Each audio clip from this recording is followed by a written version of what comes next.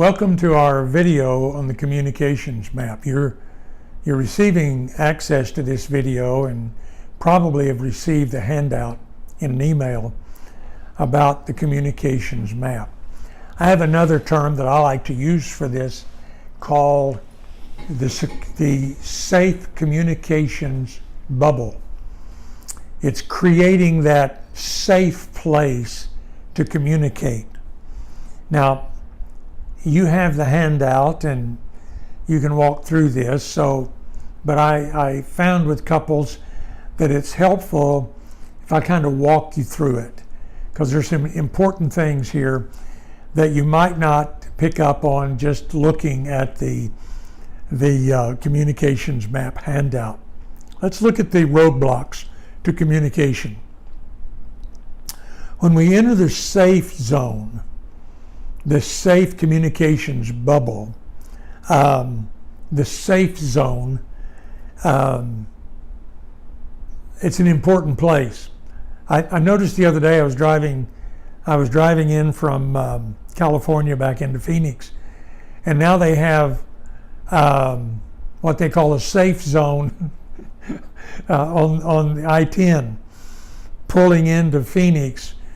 In other words, they're saying here the laws are being strictly enforced, and they want you to know, to be highly aware that there's highly enforcement going on. Another place that's interesting about this, going to Mexico, we used to go down there a lot, and they had what they call safe driving zones. No hassle zone is what it was called. And pretty much they're telling you you're not going to be hassled there by the police. Have to say I did take advantage of that a few times, getting to Rocky Point a little faster than I might have otherwise. Okay, so we're creating a safe place where the rules of the road are going to be strictly adhered to. So let's look at the rules of the road. They're down on the bottom of the map. The rules of the road, that we're going to deal with issues. Now, an issue is an unmet need. So this is what we're going to deal with in the safe communication zone, the communications roadmap. One issue at a time, by the way. No piggybacking, no leapfrogging from one issue to another. We keep it about one issue. Now, the person with the issue has to own the issue. Let me give you one of my favorite examples of this, because it was so, what some people think was insignificant, but by the way, the issue is never insignificant. It's always a huge issue, or it wouldn't be an issue. The couple that I was working with, her issue was her husband was very good about putting his dirty dishes in the sink. But her issue was he didn't put them in the dishwasher. And it was an issue. Every day there was an argument about putting the dishes in the dishwasher. I don't know why you can't put them in the dishwasher. Putting them in the sink, putting them in the dishwasher, it's the same energy. Just put them in the dishwasher. I work just as many hours as you work, and I come home and you put the dishes in the sink. You don't respect me. You don't appreciate what I do around. This was the daily monologue about the dishes. She had an issue. Would you agree? But she was making it the issue about him. You don't appreciate me. You're too lazy. You don't know. You don't care. She was making the issue about him. In the safe zone, you make the issue about you. So let's look at the top of the map. Here at the top of the map, The person with the issue is the sender. Experience issue. It's all about you. So here's what I said to her. The dishes going to the dishwasher is not about him. It's about you. Because it's not an issue for him. He doesn't care whether the dishes are in the sink or if they're in the dishwasher. That's your issue. Would you agree?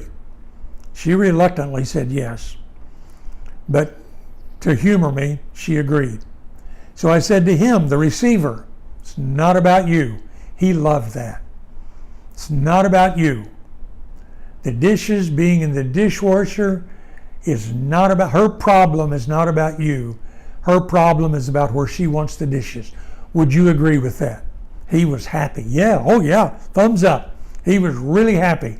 I'd taken him off the hook. So then I said to her, let's look at where the roadblocks are. No judgment. Judgment's a roadblock. No interpretations. So here's what I said to him. You don't get to judge her about where she wants the dishes. You don't get to interpret her experience. You have to listen to her experience. You don't get to be defensive because it's not about you. So you don't have to become defensive about where you put the dishes. And no reactive emotions. No rolling the eyes when she tells you her issue. No predetermined judgments or interpretation. Can you do that? Okay. His excitement has come down a little bit now, but he's on board with me. All right. So, sender, tell us the issue. The issue is when I come home from work or I get up of a morning and he's had a snack during the night and the dishes are in the sink, I feel disrespected. I feel unloved. I feel like that he doesn't appreciate what I do around the house. Now, she's owning the issue here. It's about her. He's listening intently. And he's listening differently because now it's not about him, it's about her. This is the safe communication zone. He's not getting angry because it's not about him. He's not getting defensive. He's listening to her experience about the dishes being put in the sink. Now, this could have been about anything, but I think you're getting the picture. For her, it's a big issue because it's about how she is experiencing this issue in her life. Got it? So she paused, and then we went back to the rules of the road. We've identified that the issue is valid, that it is her unmet need, that we're talking about one issue at a time, and she's speaking with moderation. Now that she's talking about herself, it's not as emotionally charged as when she's making it about him. So she's able to speak in a moderate tone. Now, the next step is an important step for the receiver, in this case, her husband. Help me to understand a little more about this.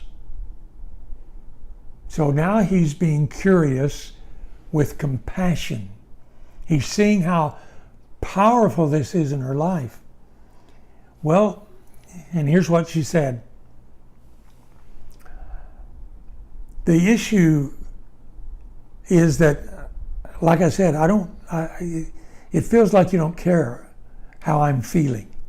It feels like you don't care about me, that you're not taking that one extra step, makes me feel unloved, or that's how I'm experiencing it, that I'm not loved.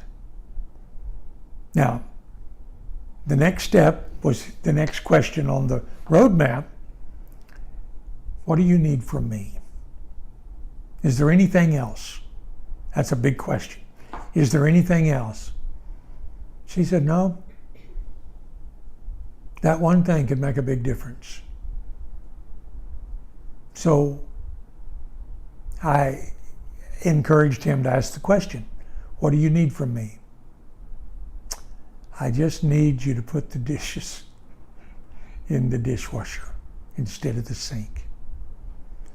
And it was magical what happened. He said, you know what?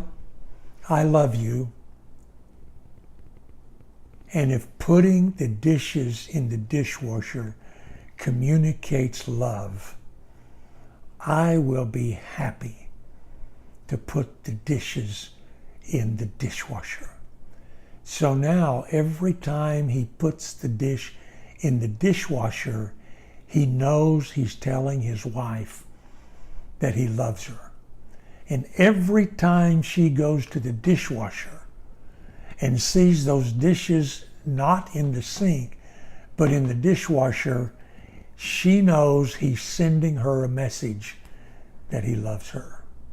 Now, who knew that the dishwasher could be such a big transformational machine in their life?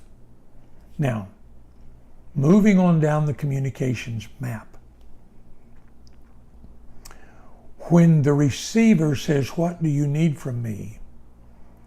The communicator, the one with the issue, always makes a request.